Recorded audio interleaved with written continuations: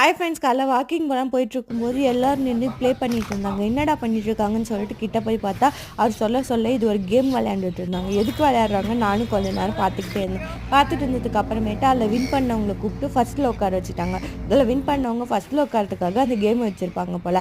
உட்கார வச்சுட்டு அதுக்கப்புறமேட்டு ஒவ்வொருத்தவங்களுக்காக இன்ஸ்ட்ரக்ஷன் கொடுத்துட்டு இருந்தாங்க. நான் இந்த மாதிரி சொல்லும்போது இந்த மாதிரி பண்ணு, இந்த மாதிரி சொல்லும்போதுன்னு சொல்லிட்டு அப்படியே சொல்லி முடிச்சுட்டு அப்படியே போட்டை எடுத்துகிட்டு கிளம்ப ஸ்டார்ட் பண்ணிட்டாங்க.